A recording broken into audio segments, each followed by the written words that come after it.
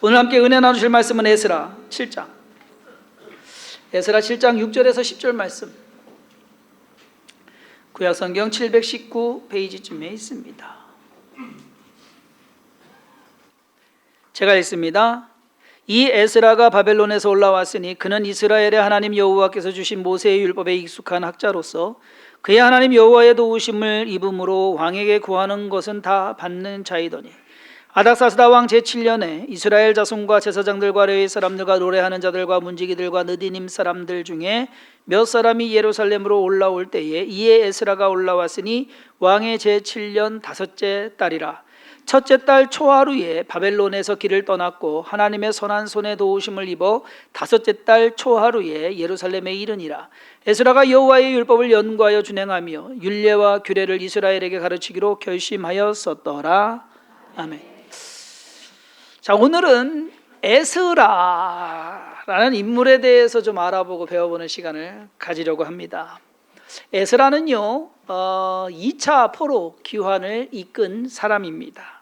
즉 바벨론의 포로로 잡혀가가지고서 70년을 채우고 고레스 왕 때부터 해가지고서 바사 페르시아가 들어서면서 이스라엘 백성들이 유다인들이 돌아오기 시작합니다. 처음에 돌아온 1차 포로 귀환이 스룹바벨과 함께 약 5만 명 정도가 돌아와서 그들이 한 일은 성전을 건축하는 일을 했습니다. 거의 79년 뒤인 기원전 458년에 약 1758명이 에스라의 인솔하에 또다시 예루살렘으로 돌아오게 되는데 이것을 2차 포로 귀환이라고 합니다. 그럼 우리는 오늘 이제 에스라라는 인물에만 좀 집중을 해서 그가 누구인지 좀 생각을 해보는 또 알아보는 시간을 가질까 합니다. 사실 우리가 보면 1절부터 안 읽었어요. 7장 1절부터 읽어야 되는데 1절부터 쭉 읽으면 족보 얘기, 에스라의 족보 얘기입니다. 뭐 쉽게 말해서 에스라는 아론의 16대 손입니다. 아론의 자손입니다. 그 말은 에스라는 제사장이다 라는 겁니다. 태어나면서부터 출신 자체가 제사장입니다. 그래서 원래는 에스라 하면은 제사장 겸 학자, 뭐 제사장 겸 학사, 뭐 이렇게 얘기를 해야 되는데 요거 순서가 이제 바뀌어 버리는 학자 겸 제사장으로 오늘 표현을 드립니다. 왜냐? 제사장 역할보다는 학자로서 이스라엘 백성들에게 율법을 가르치고 그들을 계몽한 인물로서 더 유명하고 그 일을 더 집중했기 때문입니다. 학자들은 에스라가 구약 성경에 있는 에스라서뿐만 아니라 역대상하, 즉 역대기도 에스라가 쓴 것으로 주장을 합니다. 한 가지 예로 역대하 마지막 단락이 에스라 첫 단락과 같습니다. 똑같습니다. 그래서 에스라가 이 두 기록을 했구나라고 하는 것을 추정해 볼 수 있습니다. 에스라는 바사왕 아닥사스다의 법률학자였을 것으로 역사학자는 말하고 있습니다. 에스라의 기록을 보면 에스라가 아닥사스다 왕의 호의와 지원을 아주 적극적으로 오늘 말씀에서도 여호와의 도우심을 입음으로 왕에게 구하는 것은 다 받는 자이더니, 그러니까 왕으로부터 상당한 지원을 받는 그러한 사람이었습니다. 그가 어떻게 왕의 측근, 요즘 말로 하면 측근이었고 그리고 왕과 친했는지는 모르겠습니다. 그 이야기는 나오지가 않아요. 어쨌든 에스라는 스룹바벨만큼이나 왕과 친했고 느헤미야만큼이나 왕의 옆에서 활동했던 사람으로 알 수 있습니다. 그리고 그 친분과 그리고 직급이 하나님의 일을 하는데 아주 적절하게 사용되었던 것을 볼 수 있습니다. 가만히 보면 이스라엘 백성들이 바벨론으로 포로로 잡혀가가지고서 포로예요, 노예예요. 신분은 아주 거의 없다고 봐야 됩니다. 그런데 그 사람들 중에서 하나님께서는 사람들을 들어서 왕들과 함께 어울리도록, 그렇게 다니엘도 끌려가가지고서 느부갓네살 왕과, 그리고 사실상 다니엘은 누구까지 가냐면요 고레스 왕까지도 갑니다.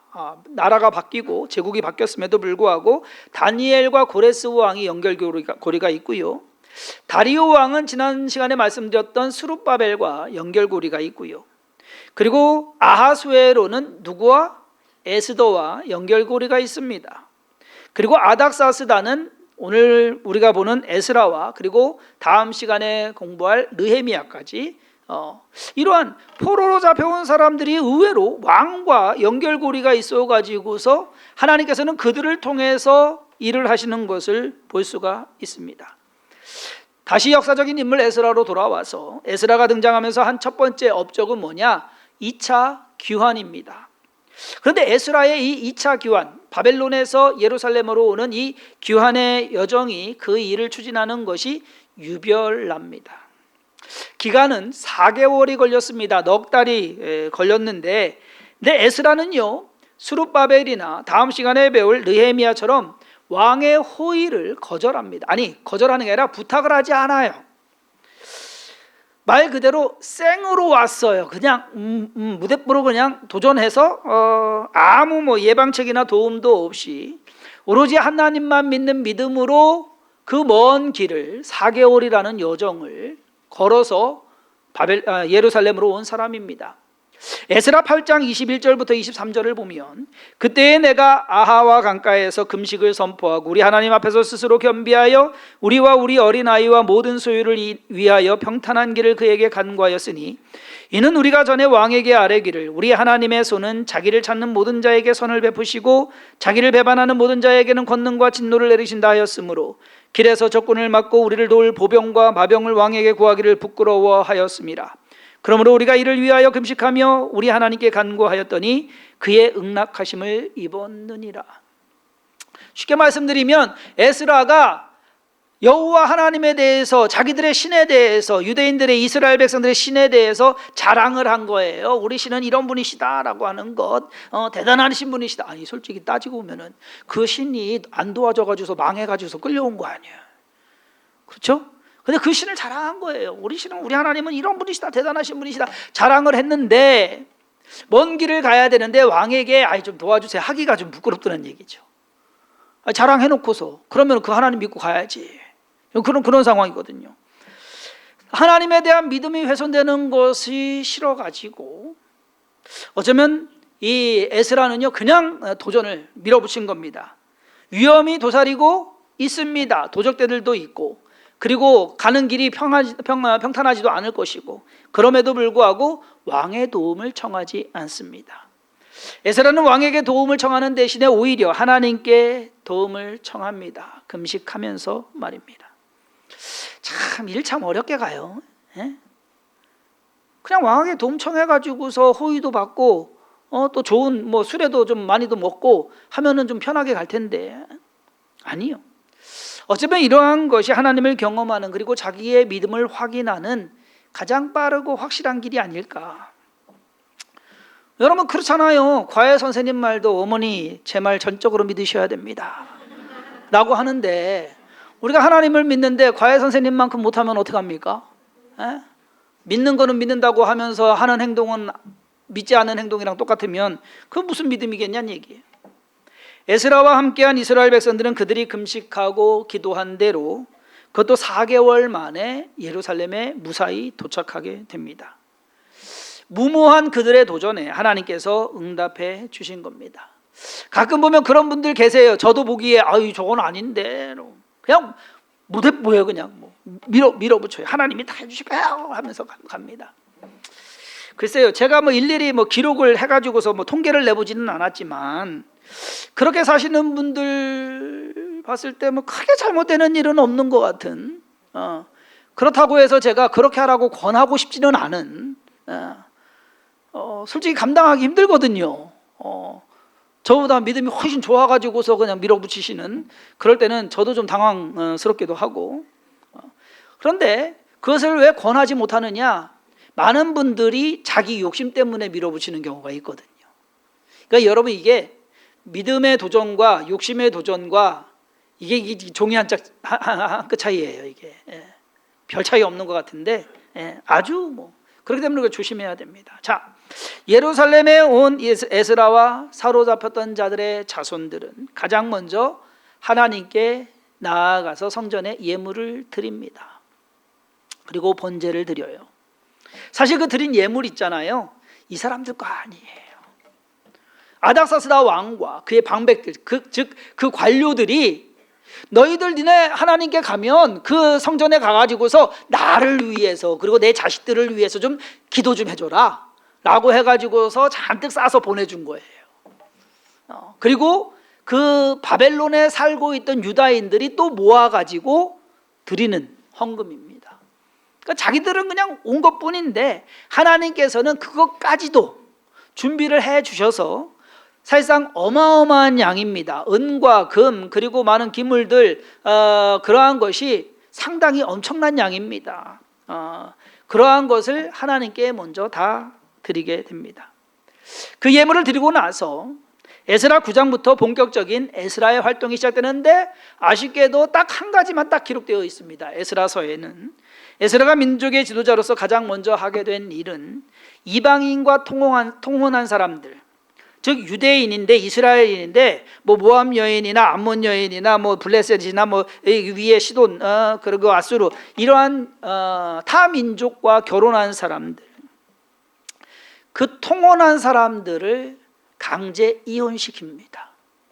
이유인즉슨 그러한 통혼으로 인해서 조상들이 하나님을 멀리하게 되었고 그 결과 우리 민족이 망하게 된 것이다. 그러니까 이것을 정화시키는 것이 가장 급선무다 해가지고서 이방인들과 결혼한 사람들, 그 사람들을 다 이제 일일이 조사를 합니다. 에스라 10장에는요 사람들의 이름이 쫙 나와요. 그 이름들이 무슨 이름들이냐? 훌륭한 이름들이 아니라 이방 여인들과 결혼한 남자들의 이름이 쫙 기록되어 있습니다. 어떻게 보면 수치스러운 이름인데 또 다른 쪽으로 생각을 해보면 그 사람들이 자기들과 결혼한 아내, 자식들을 내쫓습니다. 그 말에 순종해서. 아니 솔직히 한번 생각을 해보세요. 인간적인 측면에서는 좀 딱한 일 아닙니까?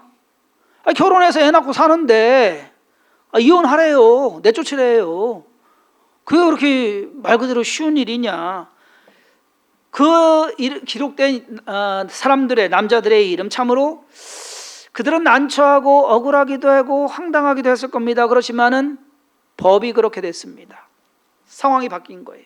그 당시 그때 사람들, 그 분위기, 그 상황에서는 해야만 되는, 그리고 오히려 자발적으로 거역하지 않고 그렇게 하겠습니다, 당연한 일이라고 여겼습니다.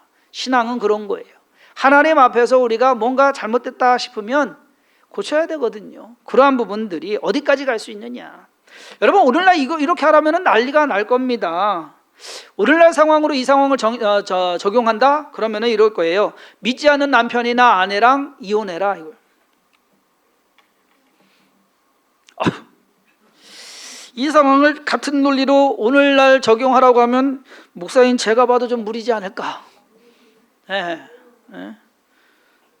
에스라서의 기록은 그렇습니다. 에스라 그때 당시에 그 민족은 그렇게 해야만 했습니다. 여기까지 귀환해서 예물 드리고 이방인의 아내들과 자식들을 내쫓는 것. 자, 에스라서에서의 기록은 여기까지인데 에스라에 관한 또 다른 기록이 느헤미야서에 나옵니다. 느헤미야 8장 1절을 보면 이스라엘 자손이 자기들의 성읍에 거주하였더니 7째 달에 이르러 모든 백성이 일제히 수문앞 광장에 모여 학사 에스라에게 여호와께서 이스라엘에게 명령하신 모세의 율법책을 가져오기를 청하매. 학사 에스라, 제사장 에스라가 아닙니다. 나무 강단에 서서, 그때 아무것도 없어요. 이것도 아니에요. 나무로 그냥 판 짜가지고서 그냥 강단 하나 만들고, 그러고 에스라가 율법책, 하나님의 성경책을 가지고 나와서 낭독합니다. 그 소리를 온 이스라엘 백성이 다 모여서 듣습니다. 야, 그때 당시에 마이크도 없고 스피커도 없었는데 그걸 어떻게 들었나 싶어요. 어쨌든 그 에스라가 읽는 율법 말씀을 듣고 그 자기들의 죄를 자복하고 그리고 올바로 하나님을 섬기겠다고 결단하고. 그런데 이 대목에서 우리가 좀 반성해야 할 내용이 좀 있습니다. 느헤미야 8장 3절을 보면 수문앞 광장에서 새벽부터 정오까지 남자나 여자나 알아들을 만한 모든 사람 앞에서 읽음에 그 무백성이 그 율법책에 귀를 기울였는데, 여러분 새벽부터 정오까지면 최소한 6시간 잡아야 되지 않겠습니까? 근데 솔직히 새벽 하면은요 4시를 치거든요. 거의. 그러면은 4시간, 6시간에서 8시간까지도 볼 수 있는 거예요. 새벽부터 정오까지. 느헤미야 9장 3절에 보면 또 그런 일들이 계속 이어집니다. 이날에 낮 4분의 1은 그 자리에 서서 그들의 하나님 여호와의 율법책을 낭독하고 낮 4분의 1은 죄를 자복하며 그들의 하나님께 경배하는데, 낮 4분의 1이면 어떻게 해야 되는 거예요? 최소한 많이 잡아도 한 3시간. 그렇죠? 네, 3시간. 그런데 앉아 있어도 힘들 텐데 제자리에 서서 율법을 낭독하고 듣고 회개합니다. 제 주일 설교가 보통 25분 내외입니다. 가장 길게 한 설교도 30분을 넘은 적이 있을까? 찾아봐야 될 정도. 이 기록을 보면서 제가 좀 잘못하고 있는 것은 아닌지 좀 반성하게 됩니다. 예? 거기에다가 율법을 읽는 에스라도 그것을 듣는 백성들도 모두 서서 낭독하고 듣고, 여러분 제가 지금 설교 25분 하는데 오늘은 아마 다 일어서세요 하면 서서 들을 거예요. 왜? 설교가 그러니까. 근데 매주 서서 설교 들으라고 그러면은 아마 우리 뭐 벌 세우는 거야 뭐야 하면서 뭐 얘기 나올 거예요. 안 그렇습니까? 사실 그 당시에 이스라엘 백성들은 그렇게 할 수밖에 없었어요. 왜? 첫째로 그들에게는 율법책이 없습니다. 성경이 없어요. 모세의 율법이 없어요. 그렇기 때문에 에스라가 간신히 하나 들고 나오는 거예요. 그리고 있어도 읽지를 못해요. 문맹이라 읽지를 못하는 것이 아니라 언어가 다 바뀌었어요. 그래서 히브리어를 읽지를 못해요. 70년간 포로 생활을 하면서 언어가 바뀌고 그들이 또 그곳에서 태어난 사람들도 대부분이고 해가지고서 예루살렘에 남아있던 자들도 히브리어를 쓰지 않고 또 포로로 잡혀갔던 사람들도 그렇고 언어가 달라버려요. 그러다 보니까 읽지를 못해요. 그러니 이해는 뭐 더 할 수 있겠습니까? 그러다 보니까 다 모여야만 돼요. 그 자리에만 가야만 돼요. 그리고 하나님을 경외하는 마음으로 감히 앉아서 아니요 서서 듣게 되는 겁니다. 예전에 저 어렸을 때만 해도 70년대 그때 저 어렸을 때 꼬맹이 때 TV가 마을에 한 대 정도 있었어요. 그러면은 저녁 때 5시 반인가 그때 TV 시작하는 것이 저녁 5시 반인가 그랬어요. 5시인가 5시 반인가. 그러면 집에 가가지고서 애들 쭉 모아가지고서 TV 보고 있어요. 네, 어린이 프로 만화 뭐 이런 거 보고 그 아이들 이제 쭉 빠지면 이제 어른들 와가지고서 뭐 레슬링 하는 거 봐요, 뭐 축구 하는 거 봐요, 뭐 드라마 봐요, 뭐 그땐 그랬어요. 가야만 돼요. 그 집에 뭐 싸웠어도 가야 돼요. 뭐라도 들고라도. 안 그렇습니까? 그래야지만 보는 그러한 상황.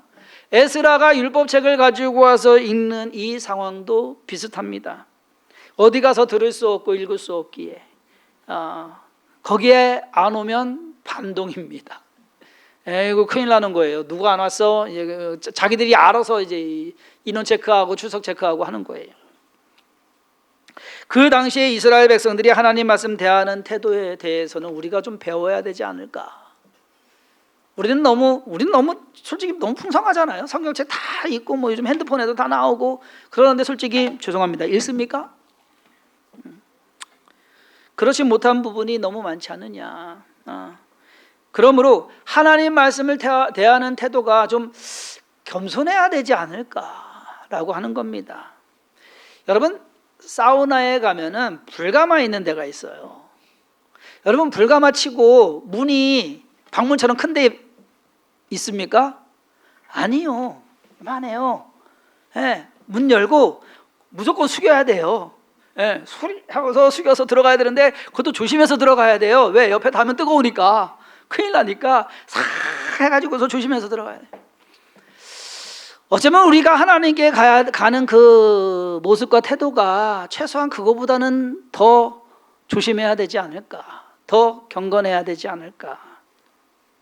어쩌면 하나님 앞에서 우리는 우리의 자세가 너무 좀 교만한 것은 아닌지, 나 잘났네 라고 하면 그거는 문제가 되는 것 아닐까라는 겁니다. 설교 첫 부분에서 언급했듯이 에스라는 바사 왕국 페르시아의 아닥사스다 왕의 관료로서 왕의 지위와 호의를 제한 없이 받는 사람이었습니다. 지난 시간에 다뤘던 스룹바벨처럼 에스라도 바사 왕국에 거기에서 살았으면 그냥 호의호식하면서 편하게 살다가 죽었을 수도 있습니다. 그런데 에스라도 그가 가진 특권과 능력을 하나님을 위해서, 하나님 백성을 위해서 사용합니다. 어떻게 보면 참 사서 고생한다, 그렇잖아요. 사서 고생하는 거 아니에요. 좋은 데 놔두고 힘들고 어려운데 일부러 그렇게 와서 오는 거 아닙니까? 사서 고생하는 것. 사실 대부분의 사람들이 반대거든요. 잘 되기 위해서 세상으로 나가고 신앙 저버리는 그러한 경우가 다반사인데, 자기 경력이나 편하고 좋은 삶 내려놓고 하나님을 위해서 사는 사람 많지 않습니다. 제가 미국에 있을 때 페인트 했다고 그랬잖아요. 그 페인트 하는 동안에는 사역을 안 했어요. 학교만 다니고. 그래서 감사 하나님 교회를 다녔는데 저희 집사람이 유치부 전도사였었어요. 그래서 일찍 가고, 저는 이제 애 둘 챙겨가지고서 늦지마치 가가지고서 성가대 찬양대 봉사를 했어요. 근데 이제 그렇게 되니까는 뭔 얘기가 돌았냐면은, 저 젊은 남자가 애 둘 데리고 오는데 참 저기에서 신앙도 좋은 것 같은데 혼자 사는 줄 알고 누구 좋은 적이 있으면 좀 소개시켜 주자고 그거를 우리 집사람 앞에서 얘기했네.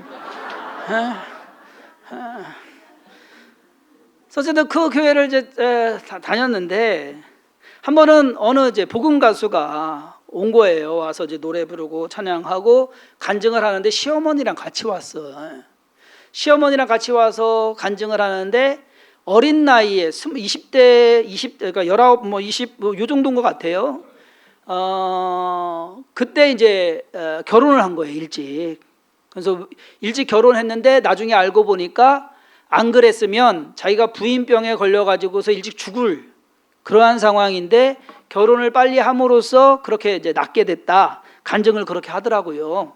그래서 그러면서 하는 얘기가 자기는 하나님만 찬양하면서 살겠다. 그땐 그랬어요. 아직 안 떴을 때. 요즘 보니까 TV에 잘 나오대요. 그런데다가 뭐 드라마 OST도 부르고 뭐도 저기 하고, 이름이 소모식입니다. 높은 음 쫙 올라가는 가수. 뭐 이러면 아시겠죠? 재능 있는 사람이 교회 안에서 썩기에는 아깝다고 생각한 것 같습니다. 그래서 세상으로 나갑니다. 유명해지는 것은 기본이고 돈 많이 버니까. 아까 말한 그 여가수 교회에서 부르는 것과 세상 방송에서 부르는 것, 천지 차일걸요? 만약에 두 개가 딱 잡혔다 그러면 어디 가겠습니까? 그런데 에스라는 그렇게 좋은 것들을 내려놓고 포기합니다. 추구하지 않습니다. 그리고 더 의미 있는 그리고 가치 있는 일을 위해서 자기가 고생을 합니다. 사서 고생하는. 여가수 얘기 나와서 한 사람만 더 얘기하겠습니다. 요즘 Sing Again 시즌 4가 진행 중에 있습니다. 노래 잘해. 왜 이렇게들 노래를 잘해요? 와서 좀 한 곡씩 불러주면 참 좋겠다라는 생각인데, 그 경연 밑에서부터 쭉 올라가요. 그런데 하루는 보는데 어느 여자 가수가, 나이 든 여자 가수가 나왔어요. 그러자 심사위원들이 다 놀란 거예요. 저분이 왜 여기 나오냐고. 참가자로 나올 뿐이 아니라 심사위원석에 앉아 있을 뿐인데 참가자로 나온 거예요. 그래서 저는 몰랐어요. 그때만 해도 그 분이 누군지. 1차에서 합격을 합니다. 오러게인 받았나 하나 빠졌나 하여튼간 해서 합격을 했어요. 2차에 올라갔는데 두 명씩 해가지고 짝을 이뤄가지고서 경연을 하는 겁니다. 그런데 이분만 떨어졌습니다. 그래서 이름을 밝히는 거예요. 그때까지는 뭐 가수 몇 호 뭐 이렇게 번호로 하는데 이분만 얘기를 하는데 자기 이름은 자땡이라고 그러더라고요. 그 말 들으니까 들어본 것 같아. 그랬더니 저희 집사람이 옆에서 사모님이야 그러더라고요. 예? 알고 봤더니 지난번 뭐 작년 건가요? 어린이 여름 성경학교 주제곡도 불렀더만요. 제 속으로 개인적인 생각입니다. 야, 떨어지길 참 잘했다. 저거 만약에 올라가 가지고서 승승장구 해가지고서 1등 되면 상금만 먹겠냐? 신앙도 먹겠지. 예? 과연 그것이 좋을까요? 예? 세상에서 출세하지 말라는 말 아닙니다. 출세하세요. 그렇지만 그 출세하는 것 때문에 하나님을 저버리게 된다고 한다면 출세 안 하는 편이 낫습니다. 내가 세상 잘 나가는 것 때문에 내 믿음이 약해지고 내가 엉뚱한 세상 길에서 거기에 취해가지고서 부와 명예와 권력과 누리는 그것을 좋아한다고 한다면 과연 그것이 옳은 믿는 자의 삶일까? 에스라처럼 스룹바벨처럼 그리고 다음 시간에 다룰 느헤미야처럼 우리의 삶이 좀 그래야 되지 않느냐라고 하는 겁니다. 어린아이에게는 부모가 필요합니다. 연로하신 부모님에게는 자녀들이 필요합니다. 우리는 하나님이 필요합니다. 마찬가지로 하나님도 우리를 필요하시다는 거 아십니까? 하나님이 다 하시면 되잖아요. 아니에요. 사람을 통해서 쓰임받고자 하는 사람을 통해서 하나님의 일을 행하시는 것을 볼 수가 있습니다. 늘 말씀드리지만 우리가 하나님 믿어주는 거 아닙니다. 그거 명심하셔야 돼요. 여러분들이 교회에 나와준다라고 생각하시면 그것 자체부터가 잘못되는 것이다라는 겁니다. 당연히 나와야 되는 것이고 당연히 믿어야 되는 것이고 당연히 섬겨야 되는 것이고 당연히 봉사해야 되는 것이다라는 것. 내가 하나님을 위해서 쓰임받는 것. 자, 에스라는 제사장입니다. 출신 자체가 그렇습니다. 집안도 좋습니다. 아론의 16대 후손. 이야, 그것만으로도 이스라엘에서는요 대단한 가문의 사람입니다. 제사장입니다. 그런데 이 사람은 제사장으로 불리지 않고 학자 에스라로 불립니다. 김풍이라는 사람이 있습니다. 네, 작가입니다. 김풍 작가. 그 사람은 김풍 작가라고 그래요. 그런데 이 사람이요 웹툰 작가인데 어디 나오느냐? 요리 프로그램에 나와요. 오늘 저녁에도 할 거예요. 요리 프로그램에 나오는데 이 사람이요 웬만한 네로라는 요리사들 이겨버려요. 그 사람이 만든 음식을 먹으면 다들 뭐 웃고 이상하고 놀래고 만들 때는 저거 어떻게 먹나 싶은데 먹고 나면 맛있는 거예요. 아니 주업이 작가인데 어떻게 보면 부수적으로 하는 일이 요리인데 요리를 그렇게 잘하는. 어쩌면 에스라도 주업은 제사장입니다. 부업은 학자일지 모릅니다. 그러나 학자로서 훨씬 더 하나님 앞에 쓰임받은 것. 전공과 부전공이 있는데 부전공이 훨씬 가치 있는 것. 여러분 오늘 우리 찬양팀 쭉 섰잖아요. 이렇게 악기하고 찬양팀. 이분들 중에서 음악 전공으로 하신 분은 없어요. 다 뭐 공무원에다가 학교 선생님에다가 뭐 저기 조경 회사 사장님에다가 뭐 그런 분들이 함께 모여서 하나님을 찬양합니다. 여러분 이분들 웬만한 사역자들만큼 토요일 날마다 오셔가지고서 연습하시고 그러고 오늘 쓰는 거예요. 쉬운 줄 아십니까? 그만큼의 헌신이 있는 거란 얘기죠. 주업은 따로 있어요. 그러한 것으로서 하나님께서 일을 이루어 가시더라. 그럼 우리가 그렇게 쓰임 받는다고 한다면 감사하면서 또 우리가 해야 될 일들을 해나가면서 살아가야 되지 않을까. 그러므로 내가 아쉬워서 하나님을 믿는 것이 아니라는 사실을 잊지 않았으면 좋겠습니다. 그러니 조그만 것이라도 하나님께 뭔가 해드릴 수만 있다면, 하나님이 바라시는 것이 있다고 한다면 해야 되는 것이 믿는 자의 삶의 태도가 아닐까. 부디 우리 주성인교회 성도님들 하나님께 쓰임받는 그러한 삶을 살아가시기를 주님의 이름으로 축원합니다. 기도하겠습니다. 하나님의 은혜 가운데 우리가 살아갑니다. 내가 잘나서도 아니고 잘해서도 아닙니다. 그런데 그렇게 생각하는 것 같습니다. 내가 잘했고 내가 잘나서. 하나님 그러한 교만은 던져버리게 하시고 하나님 앞에서 겸손하며 하루하루를 살아가게 하시는 하나님을 인정하며 또 내가 무언가 조그만 것이라도 하나님께 할 수 있는 일이라면 그 일에 열심과 정성을 기울이게 하여 주옵소서. 우리의 모든 삶 가운데 역사하실 하나님, 무엇이 진정 가치가 있는 것이며 의미가 있는 것인지 우리 스스로를 돌아보게 하시고 주 안에서 겸손한 마음으로 맡은 사명 감당함으로 가정이 믿음 안에서 서가게 하시고 또 우리의 직장이나 일터가 진정 하나님의 은혜 가운데서 쓰임받게 하여 주시옵시며 교회가 든든히 세워져 가게 하여 주옵소서. 그래서 우리를 돌보시고 인도하시며 함께 하심에 감사드리옵고 예수님의 이름으로 간절히 기도했사옵나이다.